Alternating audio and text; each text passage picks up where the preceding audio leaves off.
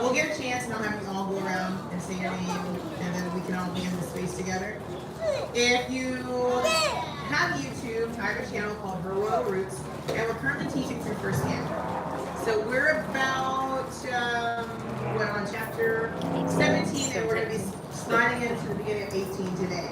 I'm going to run 18 about 2 or 3 parts because there's some things that I think are very important and valuable. And we're going to kind of chip away at them slowly. I want to acknowledge, because I know it's a space, it's a blended space, that we have seniors and elders in the room, and I am honored at the opportunity to share. If you have something that you would like to share, I'll leave space for that toward the end, and you can share whatever you have from Samuel or anything else in this space, but I want to acknowledge that because I am very young, and so to be in this space is an honor and a privilege, and I want to acknowledge that at the beginning.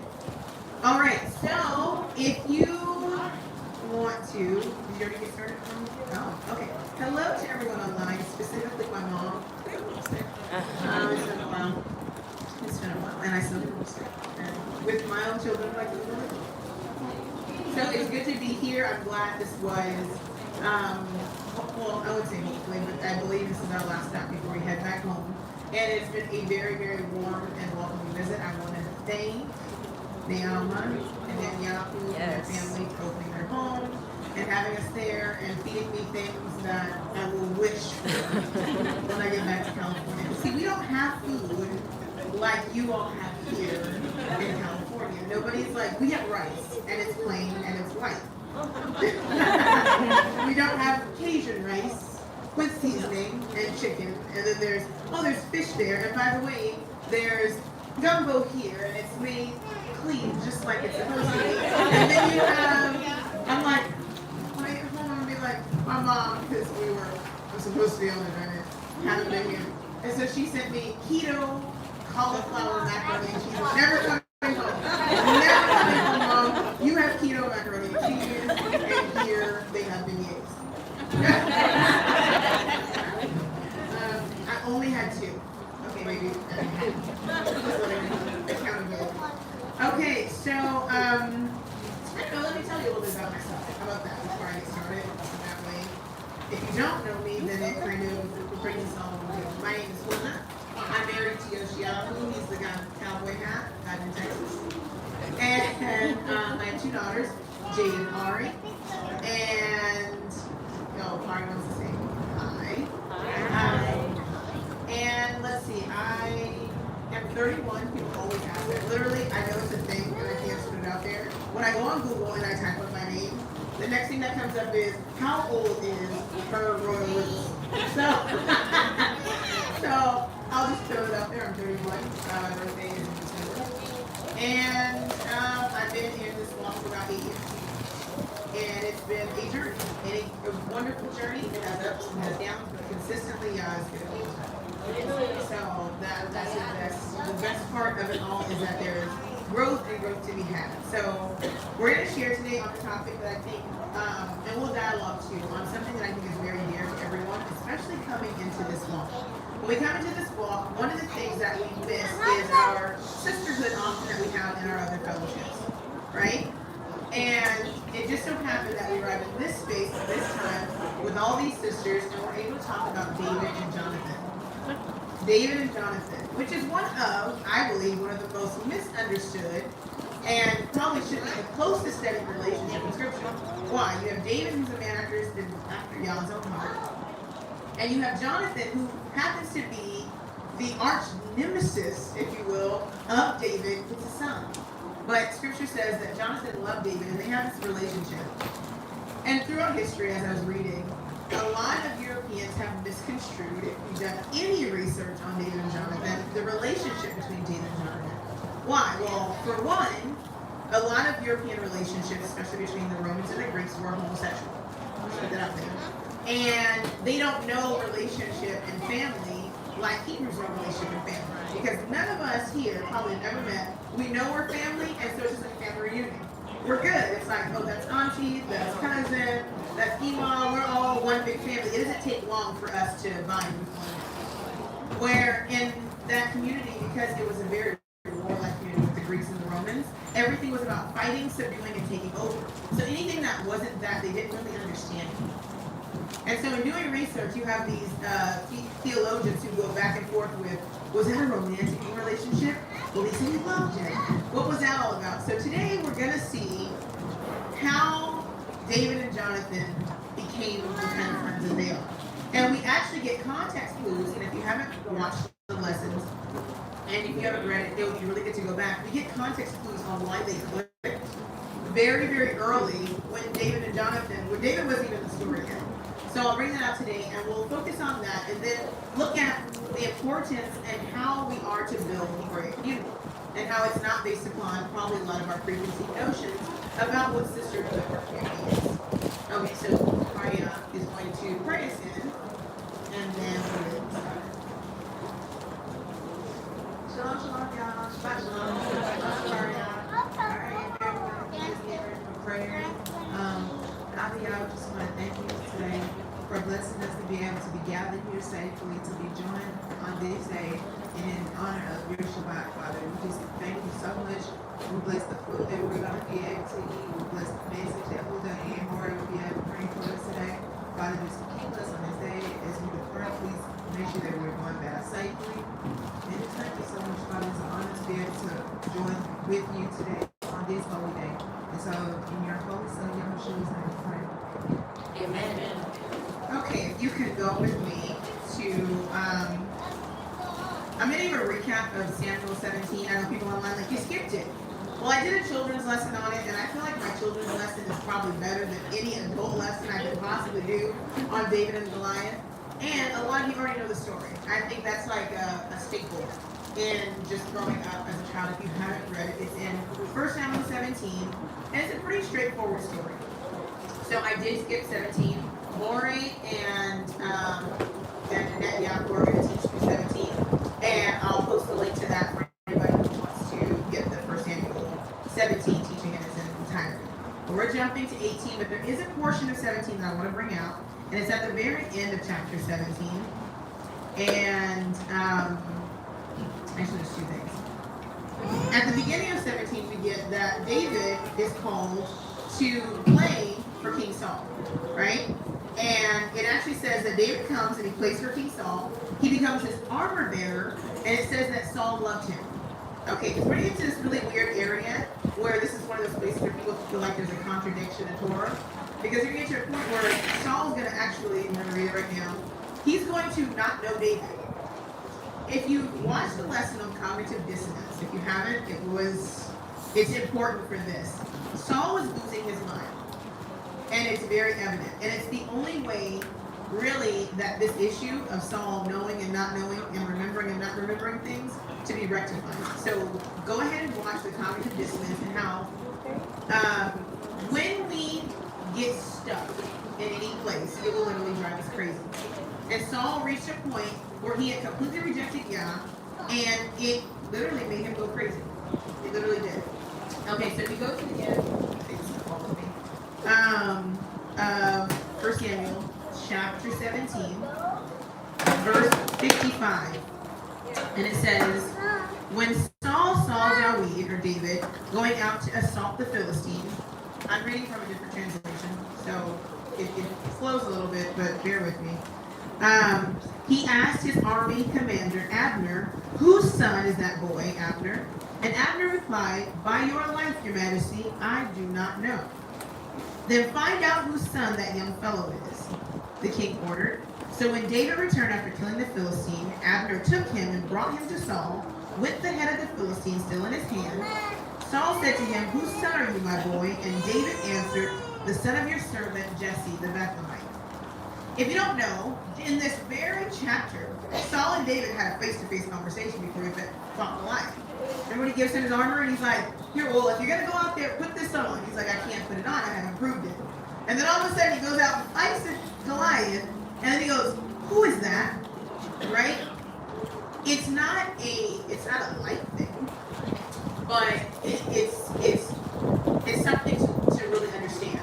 And the response of Abner is one of honor.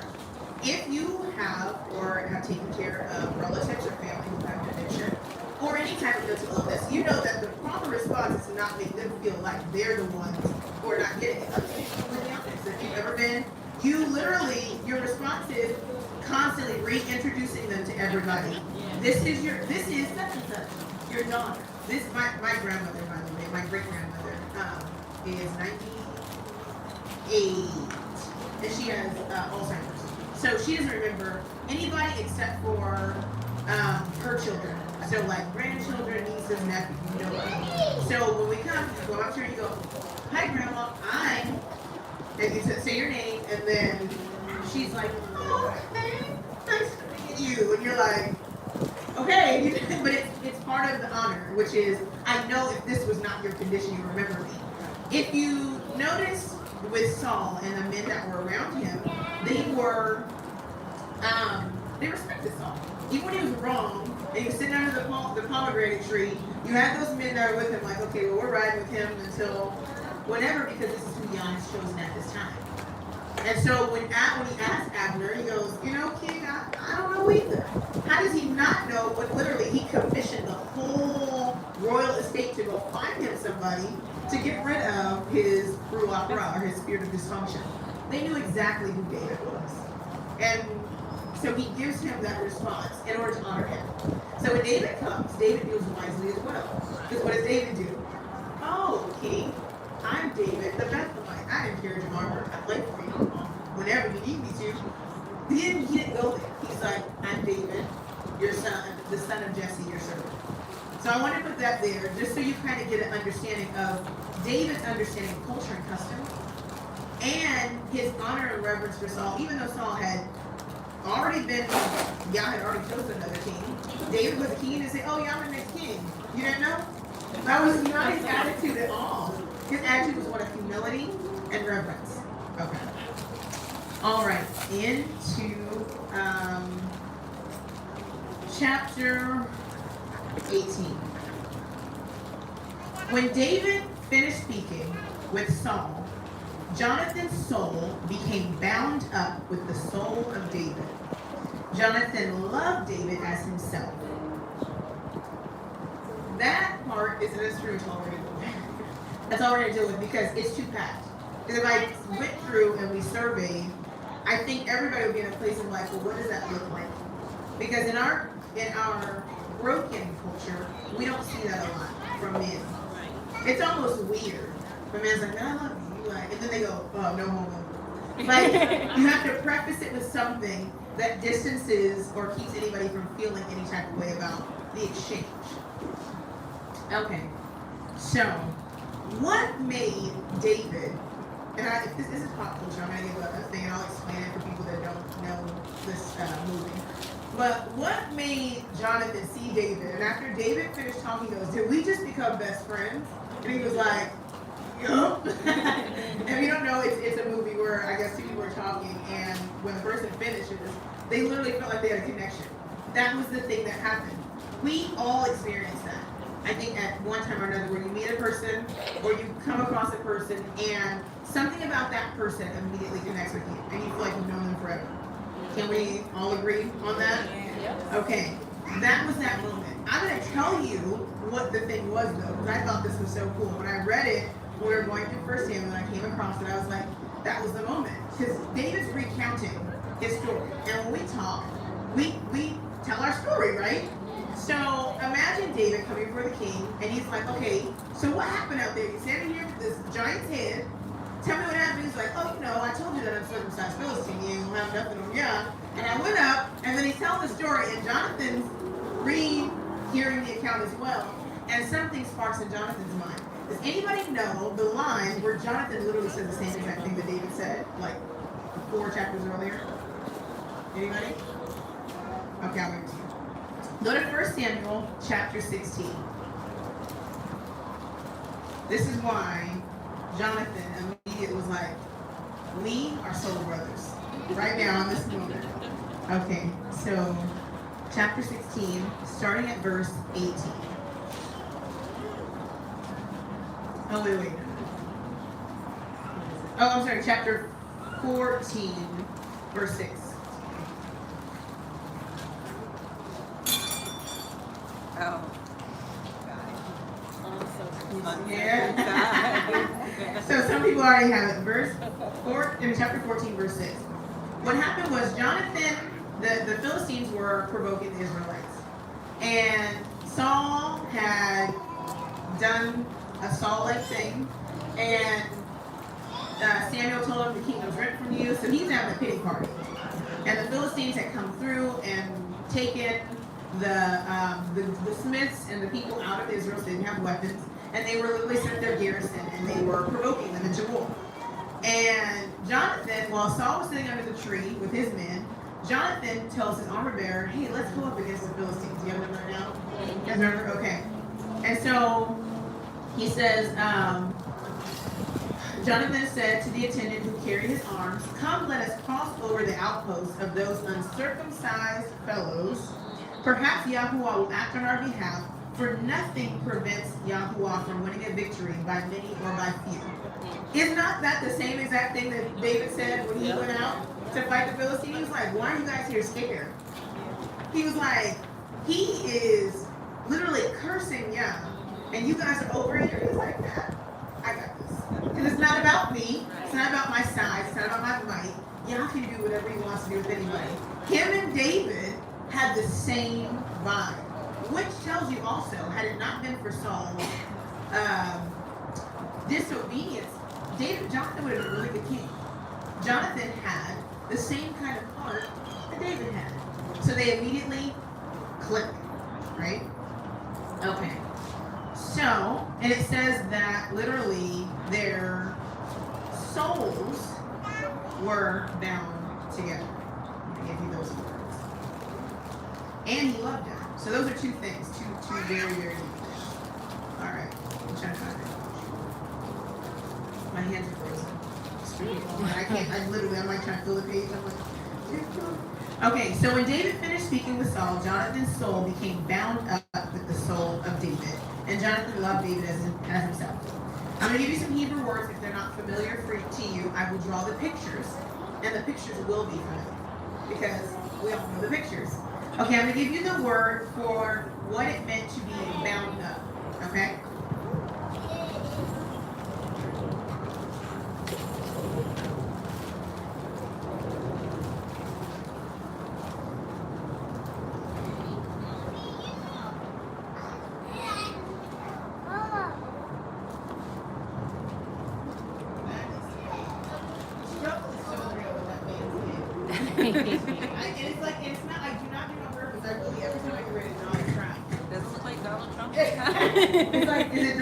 Or is it just like a man with the receiving end line? It's a head of a person. Okay, the word is kashar, and it literally means to bind. Okay? When we're looking up words in Hebrew and we're trying to get actually, this as well. I'll write it what it would be phonetically spelled like in English. So the word in its abstract meaning kind of doesn't give us the full meat of it. To bind, so that means like, oh, okay, they were like wrapped up, tied together. That's cute, right? But it doesn't give us concrete meaning. So what we do when we're trying to get the concrete meaning of a Hebrew word is we want to look for a time that word is used very early on in Scripture. So we call that a first mention, where it's used in its action form, where it shows you what that means. And when I give you this picture, it's going to immediately click. So it's not just the idea of to bind up like, oh yeah, we're hooked together, we're tied together with one another. It's even deeper than that. Go to Genesis 30 and 41. If you're not familiar with this story, it is when Laban gives Jacob the sheep, not sheep. Gives him sheep, and he puts up a rod, and he has certain sheep mate in front of this rod, and the weaker ones keeps out, and he pretty much builds up his flock. The word bind or bound together is the same exact word used in that verse. So then what's the function of it? What he took the best and put them together. So what Yah was doing, that moment, that spark that they felt, was he was taking the best, being David, and the best, being Johnathan, and literally fusing them together. It was a Yah level thing, because in order to keep contention in the kingdom down, there would have had to have been a relinquishing, if you will, of that space or that place by Saul. But Yah knew that Saul had already kind of, flew the nest, and so it would have been difficult. So what he does is, Johnathan, we're going to see it in literally custom and culture, Johnathan literally lays down his right to the throne at that moment. He was like, you're the one. It's not me. Even though I should be next in line, and even though my father's indiscretion shouldn't affect my kingship, I see what Yah is doing. He chose you, and at that very moment when he heard him give his account, when he saw what he did, he was like, you better than me. I mean, like, I'm bad. But ooh. Right, David, he was like, I'm with you. I'm following you. And he does this literally in front of everybody. We're going to see it. Okay, so that's that word for to bind. The next word is, it says, and he loved him, his soul loved him. This is nefesh. That is the express character of him. So I gave you that. They have very similar character, where you can almost say, you know what, I can see why Yah chose you. Because look at you. So they have the same character. And then the word ahab, right, was the word for love. It literally means to see and to invest in somebody just like you would yourself. I know people don't understand it because in our Western mind we think it's selfish, but Yah understands the nature of us as a people more than we ever will. And so when he gave the Hebrew word for love, which is aleph, hey, bet, and it's an ox head, and it's a man with his arms raised or looking toward, and then a house or a tent. Literally, it is the mighty one or the stronger one causing the house to look toward or looking toward the house. And so the picture of love is when I look toward this place, that's where I'm investing, that's where I'm putting my treasures. I also see myself. And so the reason why, when the Father talks about loving us and what he wants to do with us, he wants to change us into the likeness of him. Because Hebraically, the only way Yah can love us is if we're a reflection of him. Yah doesn't just love us because of how we are.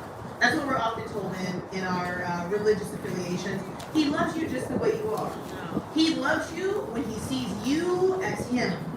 When you continue to submit your will and your way to him, he loves you more and more and more. Why do you love David? Because David had this humility out of this world, where anytime he was wrong, Yah was right.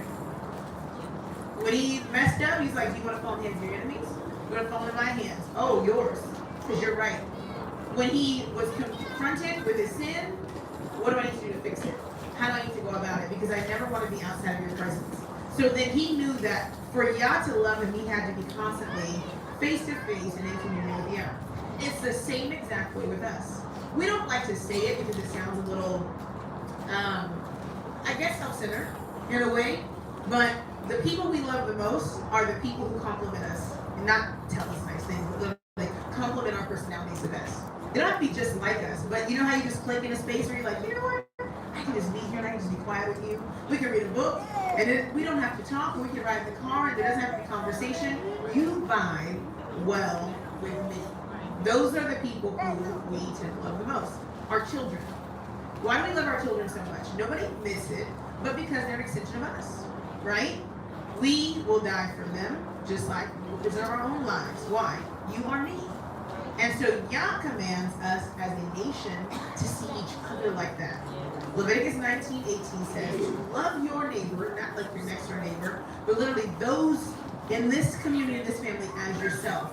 Why? Because that's the highest form of love. If I can see you like I see me, then I'll love you at a very high level. It's not self-centered, it's just because preservation of life literally goes above the law.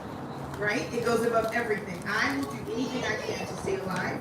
I will do anything I can to make sure that I'm mentally, physically, and emotionally well. So then Yah says, I want you to want that for your sister. I want you to want that for the people that are in community with you. So that when you interact with them, think like that. Would you want somebody to hurt you? Would you want somebody to bully you?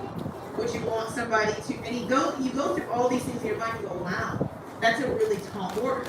So when it says that David, and Johnathan loved David as his own soul, he was literally fulfilling Leviticus 19:18. When he saw him, he saw himself. He was like, man. And honestly, age-wise, Johnathan was older than David. David was not war age. David was the youngest of 8 sons. And when he was anointed, he was a teen. He wasn't like a young teen, maybe like 14 or 15. Johnathan was a fighting man. He had been fighting chapters before this. So David was like the little brother. And he had this kind of reverence and respect for a teenager.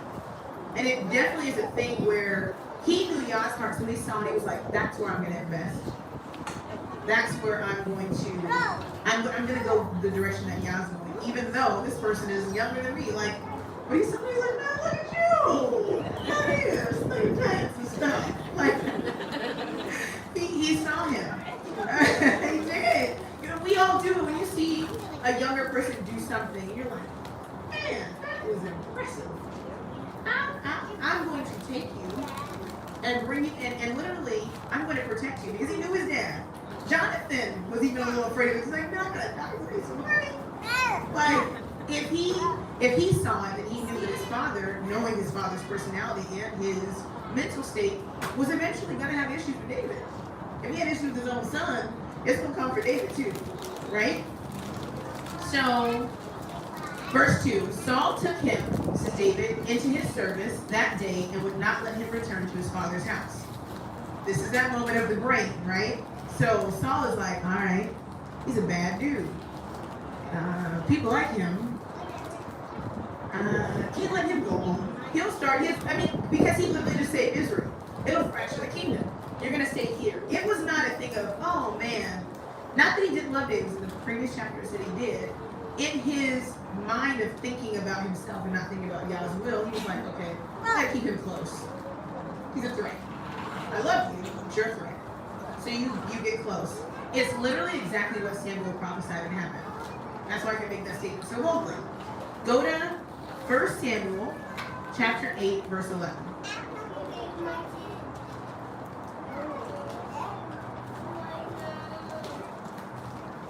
Power corrupts. And some people will do anything to stay in power.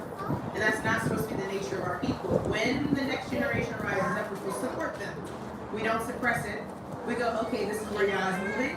This is who Yah has chosen, and we support it.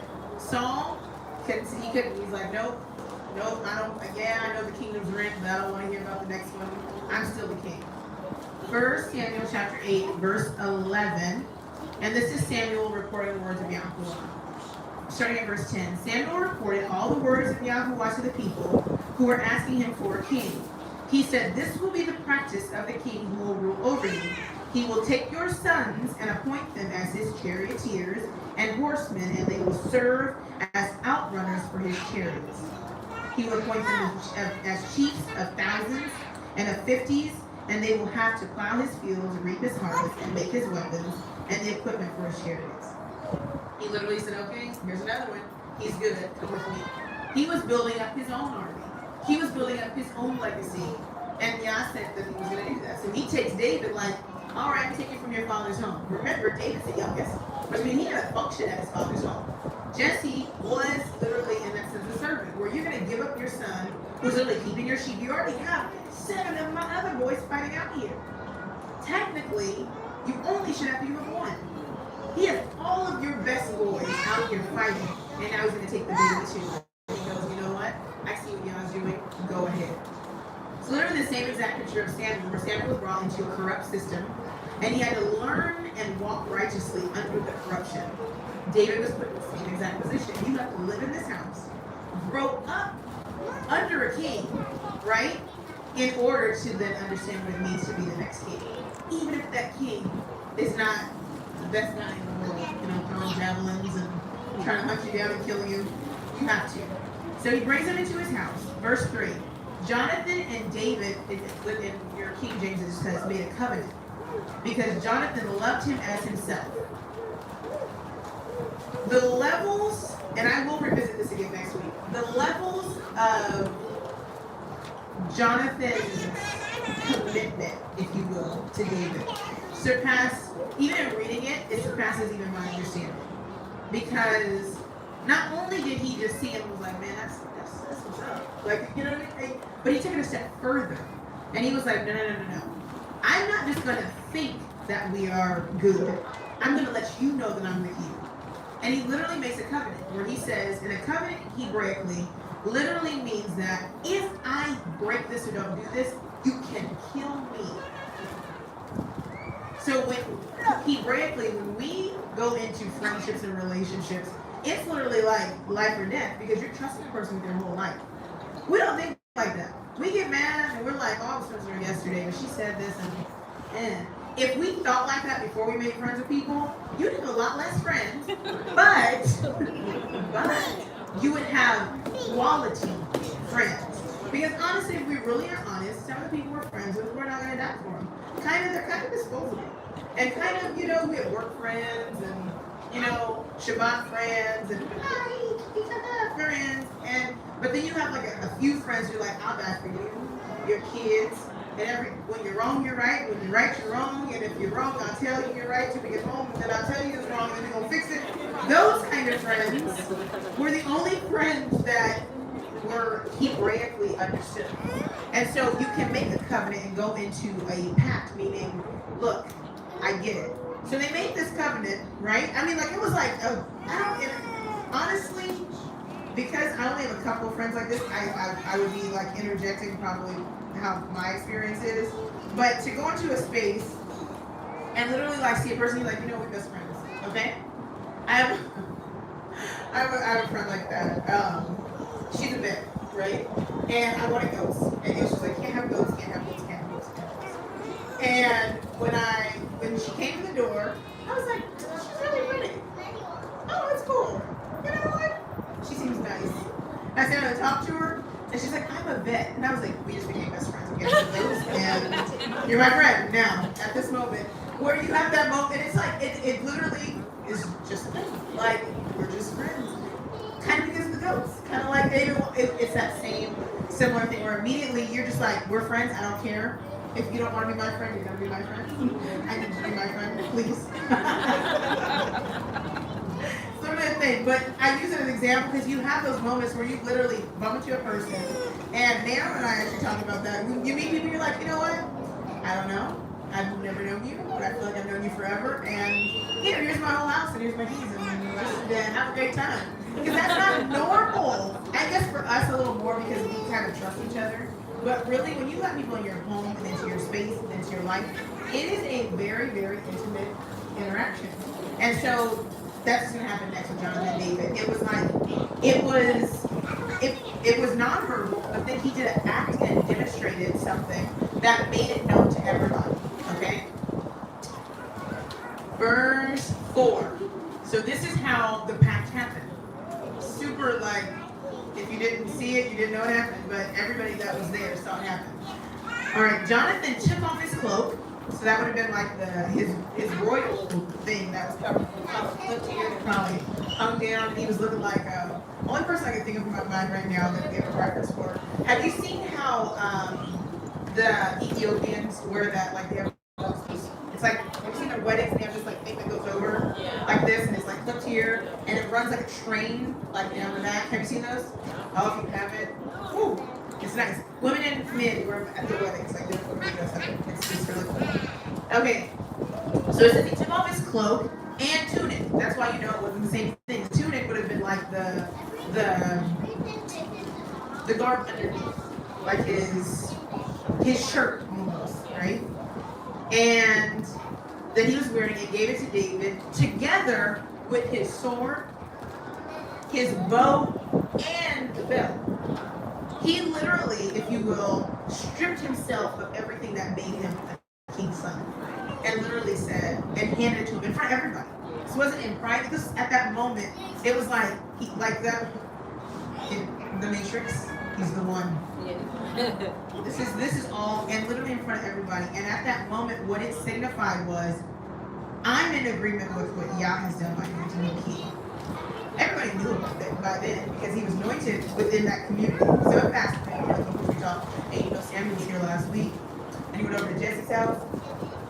brought all the sons out. And then, you know, David was real oily for like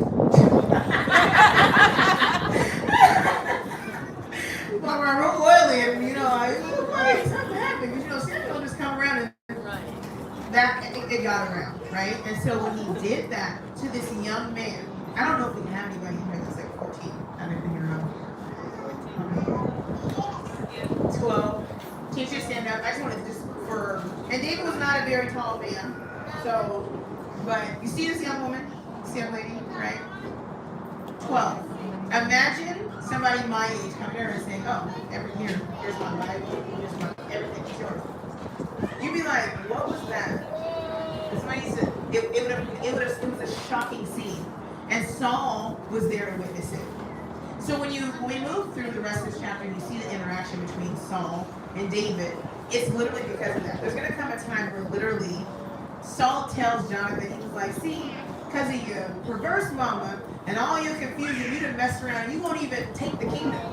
He's like, "Because it's not mine. I already gave it away. I already submitted my will and to Yah's will. I've already given it up."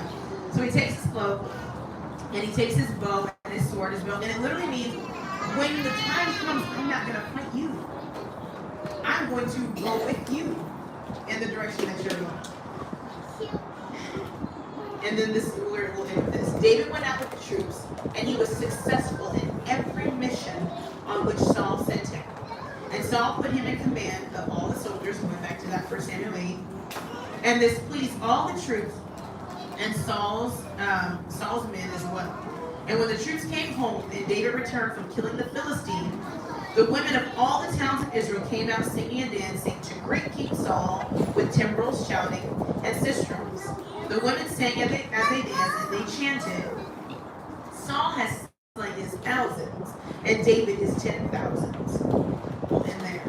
So literally, from that moment on, everybody understood that there was a shift in the kingdom. And believe me, Saul felt it too. And so next week, what we'll get into is how Saul dealt with it. Did he take the opportunity like Eli did, right? Where he said, "Okay, I know I'm a corrupt priest and I let my sons do whatever, but I'm going to walk and help this young man become the priest that he's supposed to be." And Samuel. Or does he go the complete opposite direction? Questions, comments. This is where we discuss. Because that was a lot. It really makes you think back. I know it for me. It makes you think of the people you have in your circle. And would you be willing to have those kind of relationships and that kind of commitment with those people in your circle? And it makes you reassess who's in your circle. And you start going, "Oh, okay, that person's actually just an acquaintance. Oh, that person's actually," and you start really categorizing, putting people exactly where they are and where they should be in a lot of ways in your life. So, what do you guys think? I guess in moving into walking out our culture Hebraically, how are some ways that we can begin to cultivate friendships and relationships like this? Anybody? Everybody. Drinker. For me,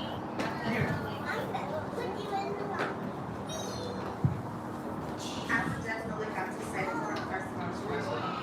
I would definitely have to say that this touched me in a place where it really made me actually have to look at myself first.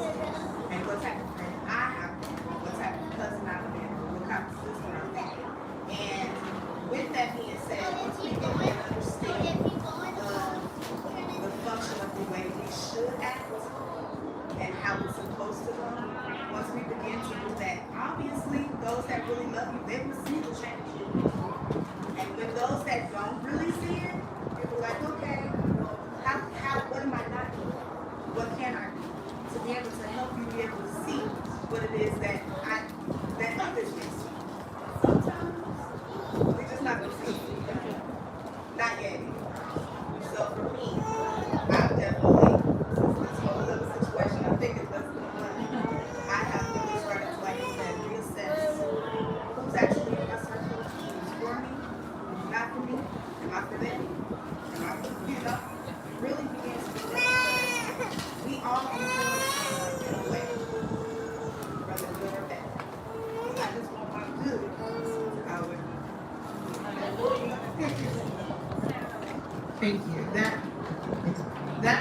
what she said just now really like sparked, I guess, some of the things I was thinking about when I was going over this study. I've been literally going over and over again over First Samuel, teaching through it, just to keep everything in context, make sure the story flows together, make sure my examples flow together, make sure I have scriptural references for what I'm talking about. And one of the things that Yah shows in this is that what he has for each individual person is for you.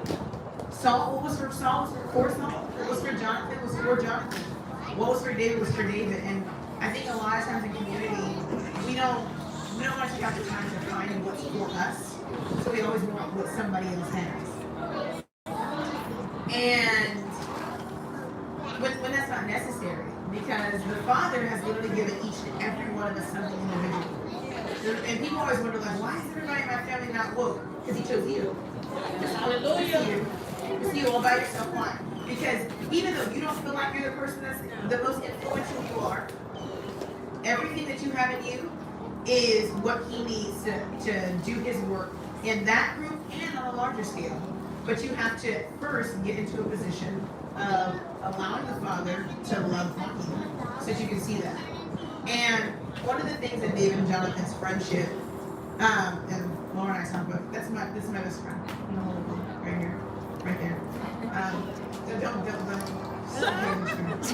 But one of the things that happens is we have to get in a place with people to where we can see them like Yah sees them. It's very, very easy to see people like we see them, or to see them like they see themselves. And oftentimes we're not always the best representation of ourselves for ourselves, right?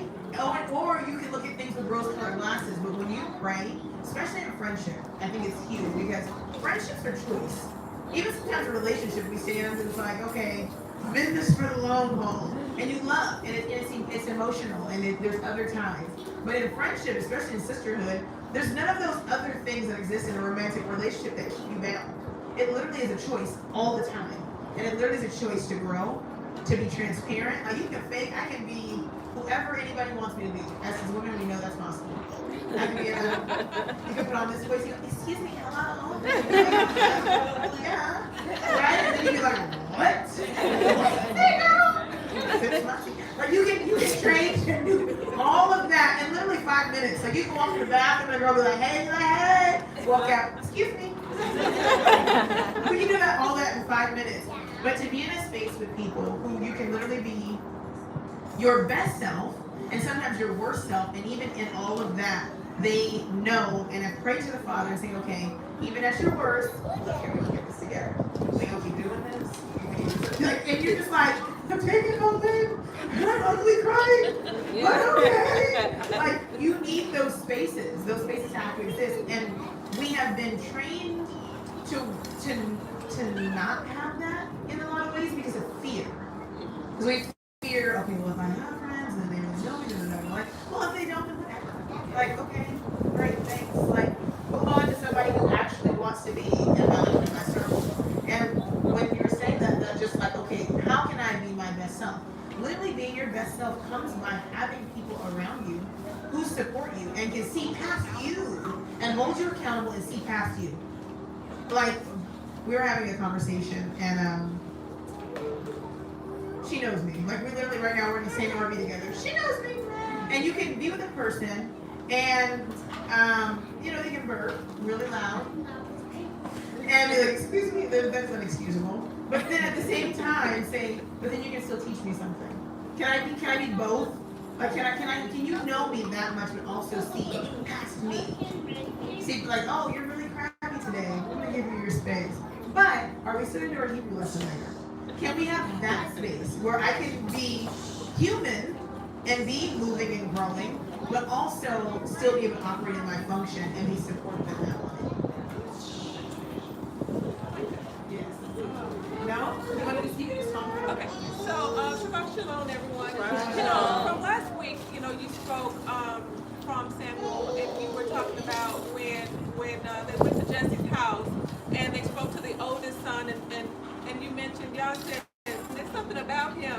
It wasn't quite revealed, but it came out when we began to, through the older brother eyes look at his younger brother. You know, and the Almighty had already saw what was within. You know, so it goes back to what you're saying. It always go back to Torah. How much are you willing to let Torah flow? How much are you willing to let Torah invoke you? You know, so I hear a lot of people say, if it was me, but you're a representation of Torah. And when you stop being a representation of Torah, then you bring God's name to an open shame. You're not a vessel of honor. You're a vessel of dishonor because he cannot use you. And I really like this sisterhood going on here that, that we come to a point where we see Torah. We see Torah and we realize, the sister, she says on some of her YouTube videos, we got to get it together. We can't go forward until you get it together. So I need for you guys to get it together with me. No, it's so true because we're all in this as a collective. We all may live scattered, we all may live in different places, but when it comes to what Yah is looking for and how he's gathering his remnant, he's looking for people who are on the same page. And it's so true because people always say, "Oh, I could do that." If that was the case, Yah would have had you do it. And it's not a thing to sit in a position of, "Oh, because it's me and it's not you." No.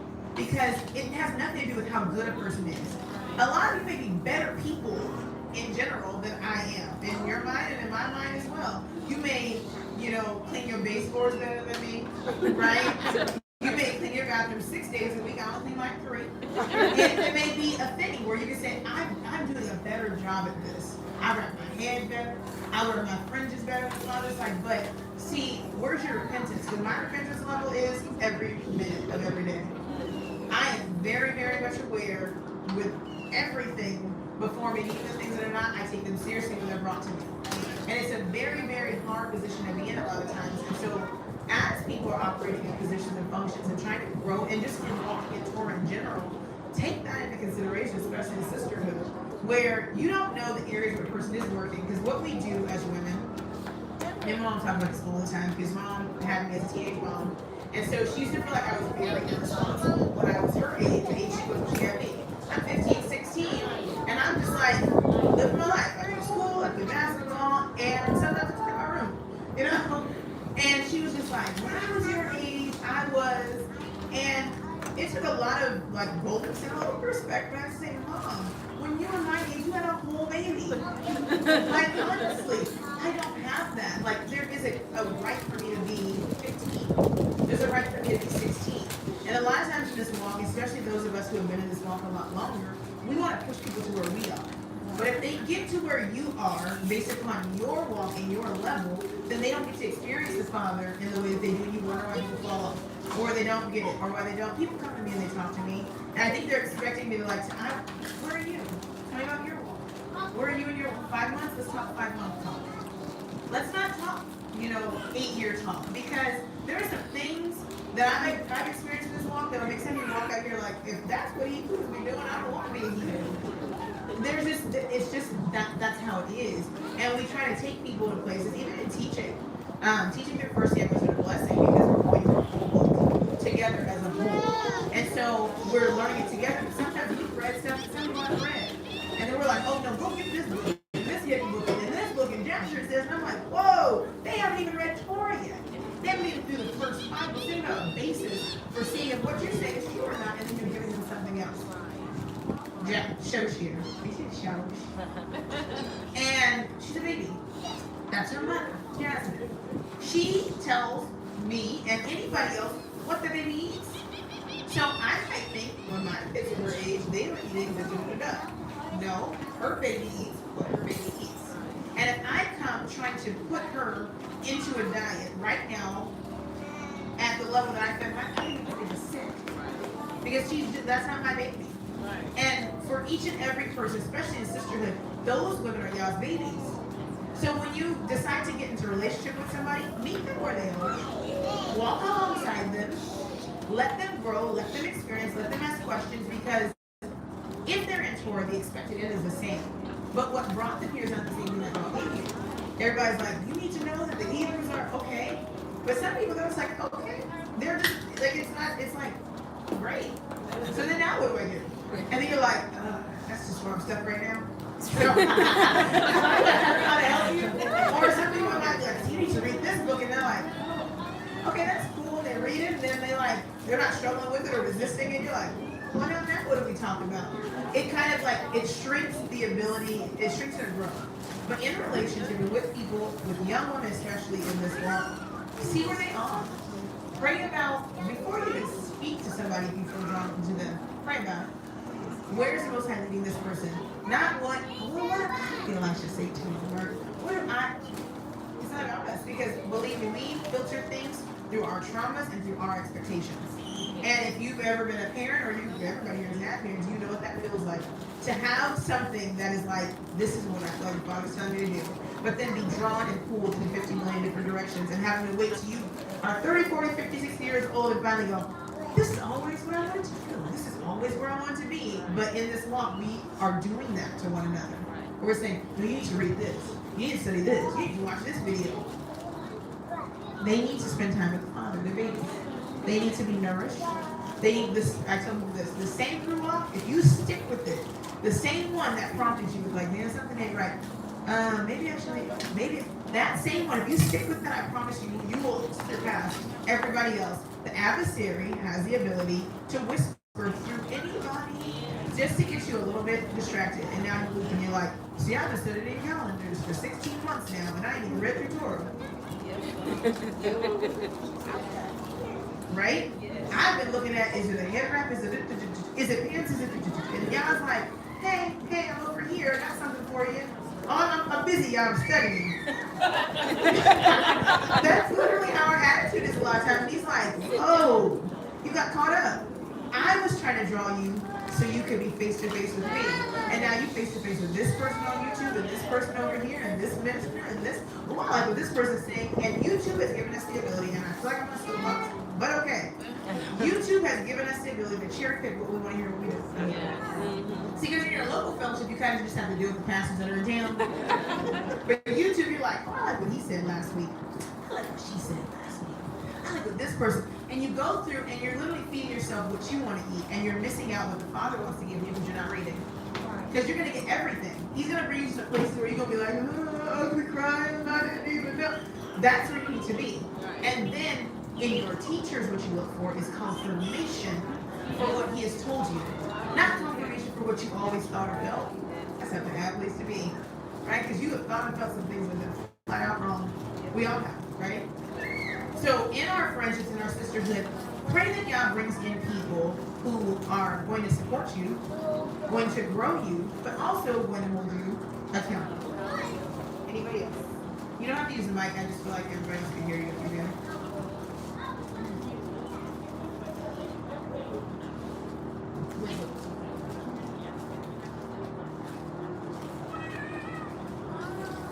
Okay, so Jazz mentioned the community aspect of laying your life down. When we walk out this walk of Torah, we are literally, especially those of us who are literally like, hey, I'm going to show up to a park with a bunch of people I don't even know. Right? You are literally putting your life on the line. I know nobody thinks of it like that. You're like, it's not crazy people. People have been coming up here like every day. And so being in a community, especially in sisterhood, you're not going to put yourself out there, right? Unless you know, that the people that you're stepping into this space with are going to have you no matter what. I think a lot of times why we don't experience the growth in our community is because we don't know if we grow, and if we are not just that same person all the time, if people will still love us and respect us, if people will still cover us and support us, and your children as well. Because one of the things, and I've been a pastor's wife as well, and one of the really difficult feelings in that space is, well, when he's not your pastor anymore, you don't care about me either. Am I right? I mean, you've been in church, you're like, you gonna be just as nice as the next pastor's wife. You have pastors who die and their wives have nothing. It's like, it's literal. And those people, if you don't know anything about a pastor's wife, they keep the wheel turning. Literally, that broken man comes home, that man who's pouring out everything, and they support so that the people can have what they have nothing. And so I think when we come to this walk, just as women, we come in a lot of times depleted. just all of us, not just, I'm not just talking about me, I'm talking about all of us, where we've been in systems, we've had friendships, and you're like, look, I've got time for this again. And so you have the expectation that the women that you're interacting with understand the function of community. So that when I step into this space, I can not necessarily let my hair down and be anti-Torah, but I can just be me. And you can see me there, and you can see where I need to grow. You can see where I need to advance, and you can say, hey, you know what? I've been exactly where you are, and this was my experience, and this is how I made it through it. Let me help you. And get to know the people. Because a lot of times, just because we have something in common, being Hebrews does not make us familiar. Mom sometimes says you can have too many things in common, right? And so having a community where you have people who literally, you know that they are individually walking out this walk on a day-to-day basis, that when you come together, it feels fluid. It feels real. There is not backbiting. There's not this like, I can't talk to you, I can't hug you, I'm like, I'm not that person. I'm ready to hug everybody. But if you're like, I'm just like, I don't do rejection well, so I'm just not like. But we want to be in a space where we can literally love each other, and we don't have to deal with the, we don't come into this space for that. That's for out there. That's for out there. Like when I go home into my house with my family, with my grandmother, with my aunts, and with my uncles, that's where I kick my feet up. I laugh. I'm gonna laugh till I tear when I laugh, and I might do snort and do all laugh and take, and I'm just good. I'm good. I eat too much, and I might butt my pants. Like that's this space, and it should be like that every time we get together. Like when we see each other, we like throw our head up. That's what we're expecting. Like when you throw your head up back, like I could come to your house today. I don't even know you, but I could. Like, we would really have a good time. I think that's what we yearn for in Christianity, but then it turned into a social club. And I think that's what we yearn for now. But I think a lot of us are afraid that, man, if you come over and I'm not what your mind envisions, or about, then it's like, no, absolutely not. I have a sister in Houston. We just met in she had 6 daughters. They have 6 daughters. And they invited me to their house. She said, now look, we cooking. I got this. We are cooking this when you come over. And I'm just like, I'm in love. I just all that because it gives us opportunity to actually like do something together. And we had boring chicken and we hung out and I learned how to eat syrup with chicken. Like, don't show me these things. And literally was there. My hair was a comb, and if you go also notice, my hair is cut. I don't have lots of hair.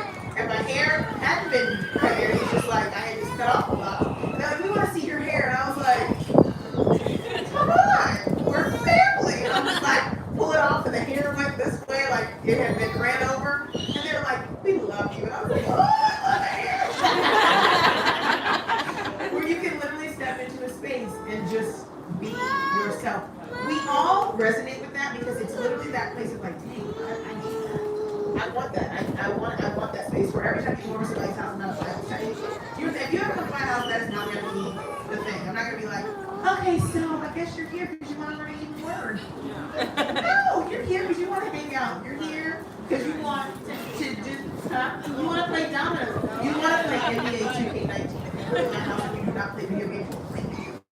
I don't care about your age, you will learn. It's just a thing. Why? If I'm inviting you in my space, you want to get to know me. You don't want to see me, the me that's just, the everyday me. You want to be like, what's different about you in your space that you're not anywhere else? We need to get to a place where when we step into this space, that's the reality. Where it's like, hey, who made the potato salad? Can I have some more? Like, gently. Like, literally, I know it's hard because we're scattered. Literally, the same blood running through my veins is running through your veins. It's hard because we haven't seen our family big like this. Yeah. We've only seen our small little nucleus of family. Maybe at a family reunion, but if you don't have the same last name, you're not really in. Here, it's like, no. Your name got changed. Yeah. We've been scattered. Yeah. We've been to other places, and we're literally family. Like literally, same ancestors, same journey, same story, same everything. And so the distance and the trying to fill it out and figure out if are they no, be in. You want to be here because the more we cultivate sisterhood, that is the thing that's going to bring people who are not really into Torah into this.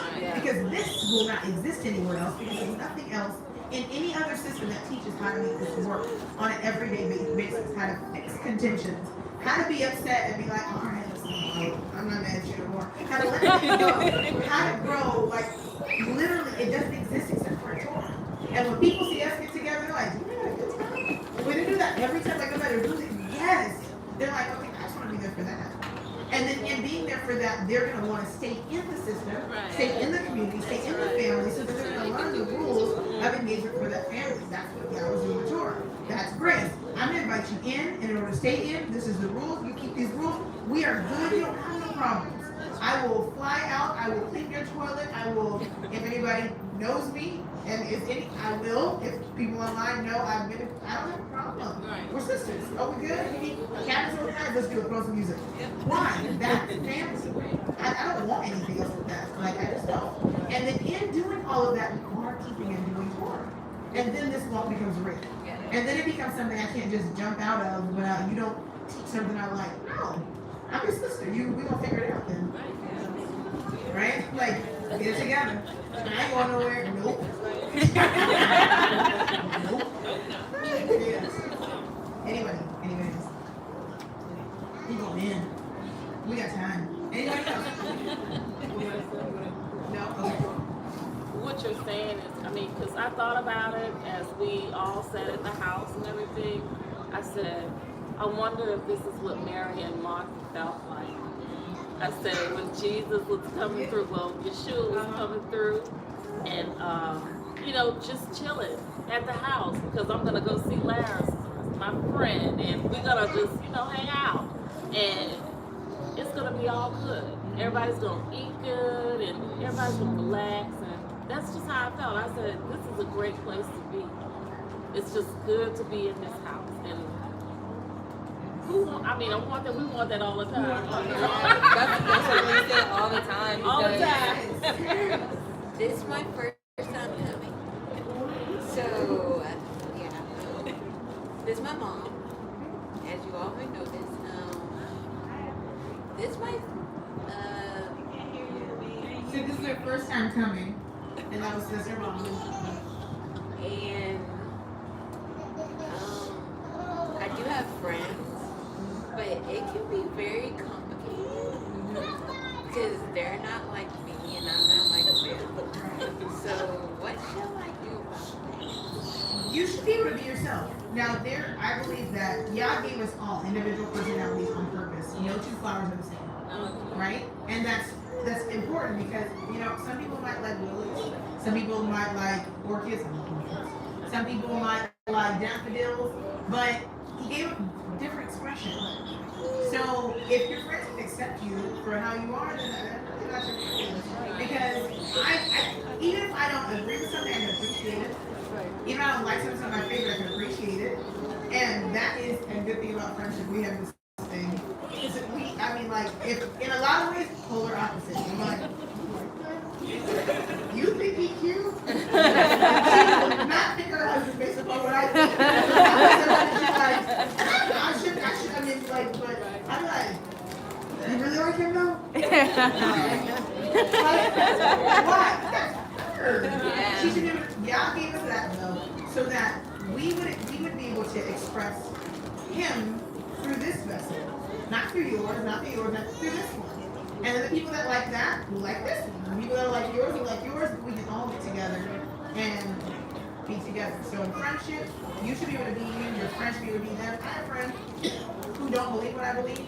And I guess because I'm kind of I'm an A-type personality, so I don't care. Like, we're still friends, we're gonna have lunch, and we're gonna do, I'm gonna enjoy you while you're here, because I may not ever see you again. Right. So we're having a great time. I have my boundaries on what I believe, what I discuss, and whatnot. But for the most part, that's just what it is. Why? Because I have real life. Even whether or not, you can't prove me to do what you're doing, but hopefully, You're into my eventually. And that's the space, so, yeah. Just to comment on what you were saying, I'm 32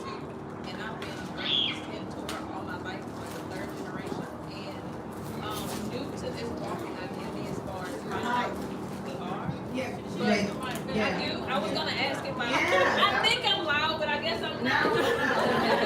You guys need to hear that. No. Yeah, that was cool. That was good. I'm gonna stay wrapped up though. Yeah, so I'm 32, and I was just commenting on what you were saying about your friends who not like you. So I'm 32. I've been raised in Torah all my life, but I'm new to the identity side of it. I've always fellowshiped with people who believed and did what the book said, and even had the culture and everything. But, you know, they look different from me. But I've always been that girl in I say that girl in church who, you know, had the boyfriend outside and you weren't supposed to date somebody outside. Had the girlfriends that you wanted to come spend the night with, but you didn't have those Shabbat friends that you were saying like, oh yeah, you're my friend, we're, you know, over here. But I noticed that what everybody was saying is true. You remain who you are, who y'all want you to be, who he's called you to be. You keep working in that field that he gave you to work in. And eventually someone's gonna say, hey, you need help doing that? And they kind of come over and say like, oh, I guess this isn't as hard as I thought it was. As far as, especially with keeping the Shabbat, that's always that test commandment. That's the one that everybody, even my professors and colleagues will say, you'll never make it in the medical field because you're gonna have to work every other weekend. And my first job proved him wrong. That first boss said, I'm a failure. He ended up saying, man, I really want to start keeping the Sabbath, but I'm never gonna get a job. And I was like, go in your closet and pray to him in your own time. And don't tell me or anybody else when you do that. And you apply for a job and you sit down and you let them know exactly what you need done. And he will tell you his testimony. He's had 3 jobs with the Shabbat with no issues. Every festival you never miss, no matter what it is. So remain who God has called you to be. And it's hard when you have that girlfriend. You know, oh, they say everything. But you see the reward and how good he is and how faithful he is and how merciful he is and that you have nothing missing. And you get to grow in character, in his character. And that draws that community. And if you don't have community now, it'll put you in the right community. Like I had no idea everybody here existed. I had the people that I've always been raised around. And then I drove to Atlanta a few months ago. And when y'all came, I was like, call my friends in church there. Like, hey, y'all, our is coming to, you know, to Atlanta. And we all went up there. You don't realize how many people are really there. But for your friends who you have now that you're different from, or they're different from you, they're looking and they're listening, you know, watching. And then you don't always, you know, show them this example. They don't know this. I have friends that are not in Torah and they call me and say, what you doing? Because this is not what you're supposed to be doing. And I'm like, why you not doing it? Why aren't you doing it? But it's true. If you remain who he's called you to be and build on that, then he just abundantly blesses you with people. Like people here that haven't even met yet that I really know. Yes. I just wanted to add to that. You know, we're in Lafayette all by ourselves. Not far away. Yeah, not far away.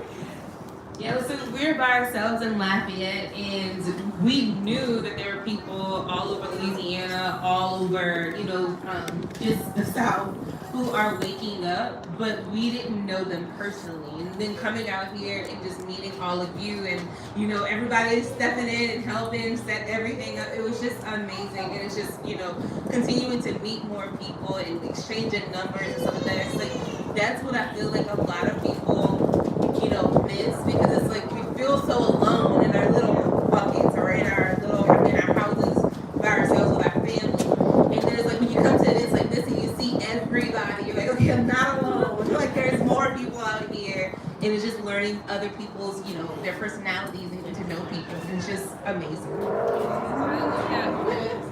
Now you know your family when you come out, you're like, well, I'm bringing a blanket. Because everybody knew what the weather was going to be like. When we woke up this morning, you're like, I'm going to go still. They knew better to be outside. Everybody brought their blankets. They're like, all right, well, we're going to be out here then. That to me, it shows that even in a short amount of time in knowing the information, you know, we've grown leaps and bounds. That never happened in church. Even at a cold cute. All pretenses and all things just kind of like go down the drain. It's like it's not about that. And like you said, and keep it Shabbat, it's not about me anyway. So if you're mad about my onesie, you're mad because I'm having on under my clothes. So it's literally just a blessing to just be in a space where the things that we have in common are positive things, and the things that we can build up. Yes. Shabbat shalom. Can I borrow?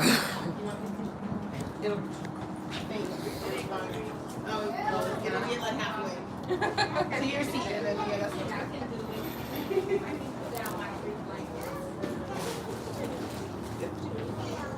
Again, Shabbat Shalom. I don't think I got an opportunity to meet everyone, but my name is Isanova. And I am so happy to be here because the weather almost stopped me. I checked it. I hate to be cold. But with that being said and done, the lesson. When I came into the knowledge, which my husband came first, and I was one of those that were kicking and screaming because I was Baptist all my life and he just was not going to tell me. But with that being said, the one thing that I did know was how much I truly did love the Father for what I knew him to have done for me. When I did, there was no sisterhood. I was all alone. I didn't know anyone. There was no one in my family. I had never even heard, even though, now that I recall, you have the 10 Commandments on the wall, and it did say remember the Sabbath. But it did not say anything after that. So I just assumed that that's Sunday. And here he comes, and I'm praying, Father, he done went crazy like you said Saul did. Because it couldn't have been me. It had to be him. But one day I did say, Father, I want to know you for myself. Not the way my father or my mother or anyone else. I don't want my husband to lead me. I want you to teach me. And if you teach me and he's right, we're going to be on one accord. But with that being said, again, I had no women. He had men. He could go somewhere, but I didn't. And I was 23 years old when he began to walk. And at 27 was when I understood. I started walking with him, but it was reluctant. You know how you have something you carrying with you, but that thing is fighting you? I was fighting. But at 27 years old, I knew. I asked Yah to show me for myself, and he did. And he taught me in a way that no one could take from me. And I dedicated and made up my mind when he did that I would do the same for every woman that I encountered, because I knew the need to be able to, when somebody comes before you and they understand something and you don't understand it, and you want to be able to get naked and say to them, look, I'm going to take this mask off. Girl, you understand this? I told him, I said, the first time unleavened bread came, he was taking all my stuff out the house. I was like, I know this is sin. You done took all my bread, my wheat. You done took macaroni out. Where you going with the ketchup and the barbecue? No. And he took everything out and he put it in the garbage, and I snuck behind him and took all that bag and hid it in the trunk. I didn't know. I had no woman to tell me. I didn't know. Yeah. And when those days was over, I put it in the cabinet again. But I learned because he taught me the reason for it. And then me bringing it back was like, I released you from sin and now you're going to bring it back. Right. And I learned that. And so what I learned in the process was that when we come in, we're not all on the same level. Right. We're not all going to get there at the same time. But it's not my place to judge you. It's my place to help you. Because I've been there. And even my friends who are not Sabbath keepers, people come to me like, girl, would you pray for me? I'm like, girl, you sure? Because you know when I say, yeah, sure, y'all gonna be looking at me strange. You know? But nevertheless, there's something that you see that's drawing you. And that's the relationship I see with Johnathan and with David. Spirit recognizes spirit. You know, John came first, but he only paved the way for Yahshua. And he didn't find it a fault when he had to lay down. And so that's what we have to do for our sisters. And while I'm up here, sisters, I want you to know on July 11th through the 14th, we're having a sisterhood women retreat. And it's open to all our sisters because we do need to support and uplift each other. Sometimes we're experiencing things we can't talk to men about. They don't understand that. And so if we learn how to not let distance or not let our place in our walk stop us from walking together, we will be so unified. People will be so jealous that they will want to know what we're doing. And so I thank y'all that I braved the cold and that I'm here because I am so happy to be here because now my family just got a lot larger. And I praise him for that. Thank you.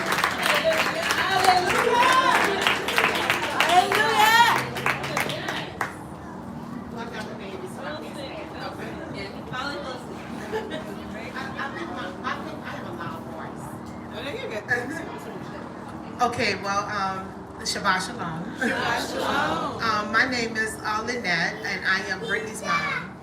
And I am 53. And I'm just new. I'm just coming into this. Brittany's introducing my husband and I to it. Yes. You know, we're excited. I've been raised Baptist all my life. And I gotta tell you, I just wanted to say today that, you know, I'm scared. I don't know what to expect. I feel like I'm a baby when I'm 53, and it's like, do I have enough time to learn everything I need to know?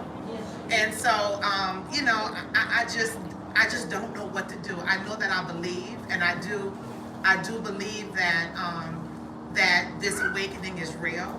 I feel cheated all my life. I feel lied to, and that's the stage I'm in right now. So I really appreciate coming here today. I feel like there is a support team. You know, it's good to know that. Brittany is really strong, and I love her, and I thank y'all every day for bringing her and teaching her. You know, I always knew since she was a little girl that there was something special about her dedication, you know, to him. So I just wanted to share that I don't know if anybody else is with me out here today, but I'm new, and I'm willing to give and learn.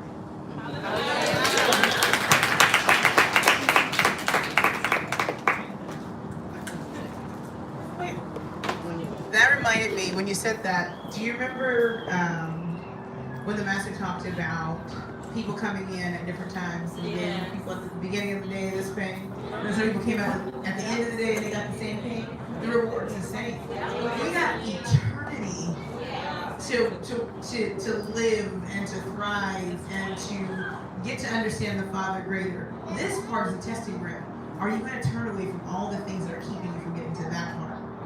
Then when we get to that part, then we all on the same page. All of our minds shall be blown with all the stuff that we thought we knew. No, he's just like, can you just get in? So that I can remove all the distractions so you can love me and walk with me through eternity the way that I've always wanted you to. We're just at the beginning.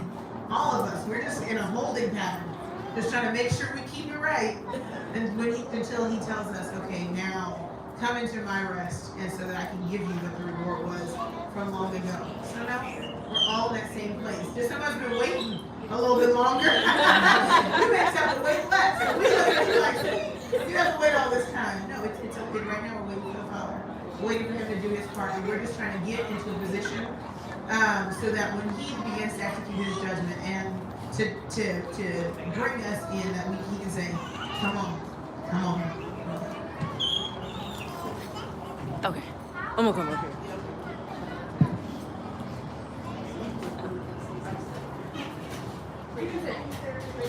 Alright, so yeah, I'm Lauren. Shabbat Shalom.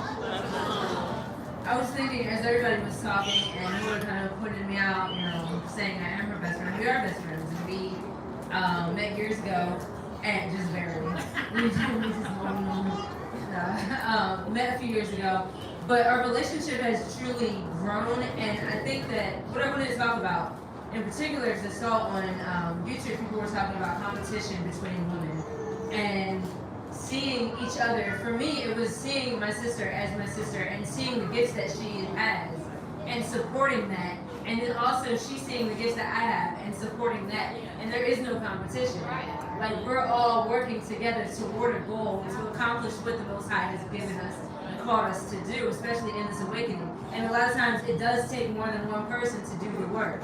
And so we have to be willing to submit to each other and to support each other and to also help each other and encourage each other and speak to each other and lift each other up and be willing to say, you know what, I see something in you, you can work on this, this, and this, and be willing to take that and do the same and be humble in those moments.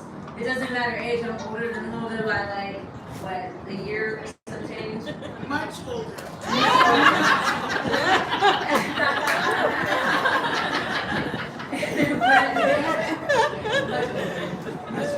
No. And you know, yeah, literally. But we have some fun conversations where it's like, sometimes I feel way younger. You know, I'm a single woman. I don't have kids. I don't know if I ever do want to have kids. But, you know, we talk about that, and it's like, there's things that she has that I need, and things that I have that she needs. And it's not a competition. It's, we're supporting each other. We literally are in the RV for weeks. And except when we play basketball, she did beat me in 2K19, but if we get in the court, which we will.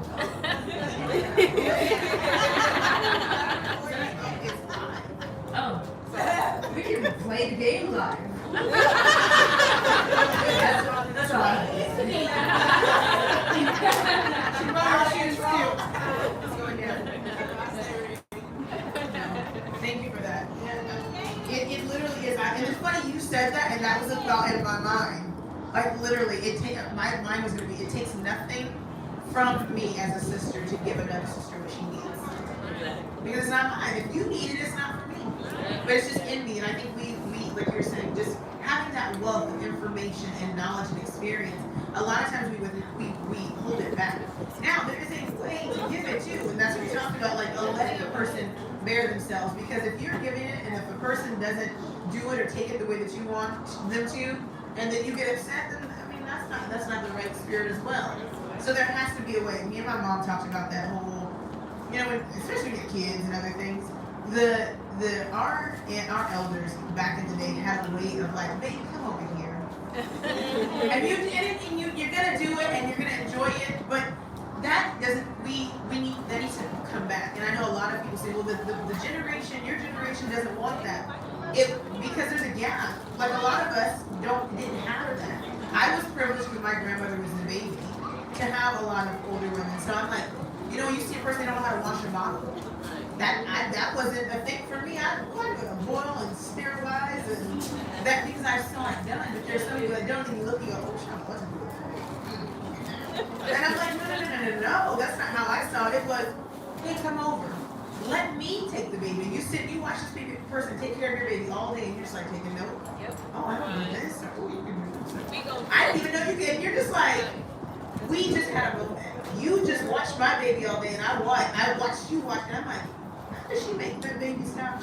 And how did you know that the baby was hot? Why did you take all the baby's clothes off? And why did you, all those things that just like were natural because we live in a community, and so now that we're so spread out, it's something that we have to bring back in because everybody's watching everything we do, especially in this walk. Because in my mind, I wish I lived like not for the freshman portion, but the fashion, like the 20s, 30s, 40s, 50s, were like it was like some black excellence, where like everything was just like, whoo, when they came out, you're just like, holy shit. Like, but with that came that whole community too. Like everybody was literally like in it. Like when you saw another brother or sister, like there was no distance. They had begun to do what we're doing now. The reason why they stay together is they're not torn. Right. Because you didn't know how to work through things or differences or you're Methodist and you're so we divided over a bunch of things. But now that we're all in a central location where the scripture is still the basis, which is what all of us where we're not throwing that part away, right? If this walk had been, okay, now throw out your Bible, we've been like, that's really lost me.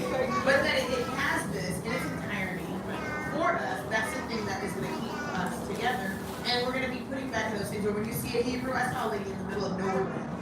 I say nowhere, I said one stoplight, that was a whole city, and we stopped there to get coffee and gas. And she walked by, and this lady had on fringes. And I hopped out of the RV and I looked at Lauren and I was like, this is kind of weird. she was an elder, and I was like, the whole town was white. And it was just like, and I was like, you saw it too, right? She had the, and she was like, yeah. And I was like, so she walking, we're walking down this one street, that's the whole town, literally looking down and like down the street into like the shop, and she was standing right there, and I was like, there's Hebrews in this town? She said, baby. She was like, it's not you love us. It was like maybe 4 hours outside, or 3 hours outside of Los Angeles. She said, actually drive to Los Angeles, there's about 4 or 5 of us who meet, so my apartment, this house called the town, but my apartment is right there across the street behind that. You can point to it was that small, and I gave her my information. Hello, take pictures. When you come home, I'll cook for you. Why is that a thing? Or immediately, like, you don't know me, I pull up in an RV and chase you down to your fringes. And you gave me your number, your address, to where you live, and you're going to cook for me next time I come to town. That is what we're getting back to. Because that's how we're going to literally survive these last days. That's what this is all about. That's traveling, yeah, it's fun to meet people, but we need to know where our people are. Because when times get hard, it's going to be like, ooh, I was at this gathering, I had this phone number, stuff is rough, this is going on. This is my neighborhood is where can I go? Hey, I know who I saw you when Mark came. This is what happened. Of course you can. Absolutely. That is the end game of this. But if we can't get along, I'll be like, hang on. Right? So we're practicing for when things do come to that point, and they're going to. It's not an if, but when they do, we're going to be able to make it as a community. While everybody else is falling apart and losing it, we'll be like, oh no, we got family. Look how we can come together. Y'all hungry? We're not hungry. It'll be literally what we're creating, like Torah had with the Levites, these like cities of refuge. There's pockets of people in places who know how to all come together and work together and to live together. And when times get tough, we will be able to teach and train people how to live this lifestyle, and we get a test run at it by doing it now. This will be a crash course when they come in. Look, nope, can't have that. Nope, don't bring that. Don't bring synthetic in. We've already put all these things out, so we're good. But it's like, you might have people that are like, I am literally not going to eat pork and I'm going to get holidays just so I can say live. Literally. It's going to come down to that. Oh, I'm in. Because that's what we are. We are that. And we always have been. And we just kind of, we lost our way. We were disenfranchised, as they say. They covered up who we were. But now, Yah's waking us up because we are literally the salvation, if you will, of the world. They see us, they see the Mashiach. We lit. We lit.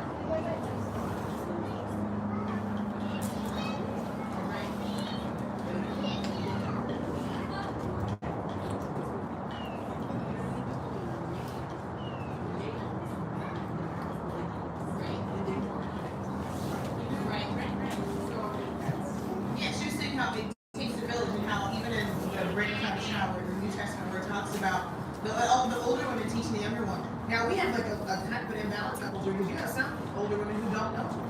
And you have, so it really we get to that place of literally how do we work together as a community? How do we literally all revert back to that childlike place of, look, I just want to do what's right. Because I mean, like you have your daughter, me and my mom are the same way. Where mom's like, you teach me, like I'm the teacher. My aunt is like, my baby is my teacher, and but they share things with me, so where it becomes a mutual exchange and not a battle of I'm older than you, so I know you have more lived experience, but I may have more lived experience than you. So how can we share that both of those things into one space? And so that's what Torah's talking about. The younger women teaching, how to love your husband and how to. But sometimes it might be a young woman who might show an older woman. Torah, this is how. It's literally, it has to be fluid.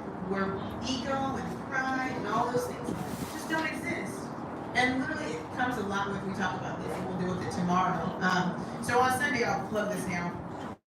We get together and we split into groups again, men, women, and we cover a word that we cover with other people as we travel. So that everywhere you go, everyone will know these same words, and they'll know how to put them into practice. So the last one we did was discernment. How to practice discernment, and what does that look like? Literally in all things, and go through it Hebraically. What does that look like? Be able to discuss it in an open setting where we can all talk and laugh and eat how we like to get down and work that through so that when we deal with people, how do we know what to say and what not to say? How to say in discernment and discretion. What to do and what not to do. What is my say? What may be appropriate for you? What may not be appropriate for me? And knowing that and being able to operate in that space, because a lot of, I think probably I would say 9 out of the 10 issues we come across in this walk is somebody said something that was like, yeah, you're not like that. How did you know that was my heart? How did you, and getting to that root so that now when we interact and deal with each other, we think the best first and the worst later. And we're able to communicate and understand better. So I think, are we for sure there? Okay. Yeah, I'm that cool. So we're like, oh, we all going. She's like, so tomorrow we'll be at Nam's house and we'll give you the information on where that is and we'll be able to hang out. That's where we're chilling and living while we're here. So we don't have nowhere to go. So I guess we just stuff. But we'll be able to hang out and really fellowship tomorrow and really unpack that. But yeah, dealing with that element of things in village and community, and then getting the proper things that help it function seamlessly. Because we do it. I watch this. That's all. I'm like, wait, okay, no, nobody put anybody in charge. It's like, hey, bring this over here. Oh, you got that? Put that on there. Oh, I got some extra one of these, and it's just like it's beautiful. It's like, how do you know to do that? Other people wonder that about us too. How do they know? And they tell us, oh, they can't get together. They can't work together. And that's not true. Because it's not true at all. But if I tell you something, guess what you won't do? You'll never do it. Women are always arguing. I've done this a lot of times now. And I don't think I've never had a person say, hey, such and such did such. I haven't had it. I just haven't. And even if it has, and it was like something, I'm like, you probably misunderstood her. And it's just like, it's done, it's over. Like, it doesn't have to be a thing. It's just not. So I know from personal experience that is a flat out lie. No, we can get together, and we have a good time when we do. And it's great. It's definitely great. So I'm looking forward to it. I'm looking forward to the rest of today. And, yes. No, I don't think I need a mic. Okay. I'm Audrey Williams and the Congregation of Yahweh and Independence. I was trying to get Sister Nova teaching while she was up here because I think the young lady Brittany, you say you from Lafayette, and you say you had a meeting in the house. Right.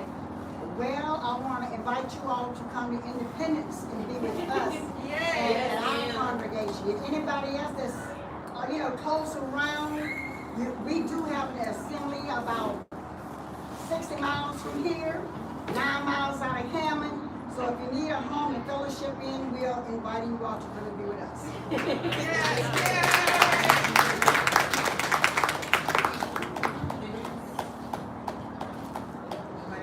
Okay. Well, since we have women and children here, and I think that's kind of how things go anyways, we're going to feed them. Yeah. Okay, so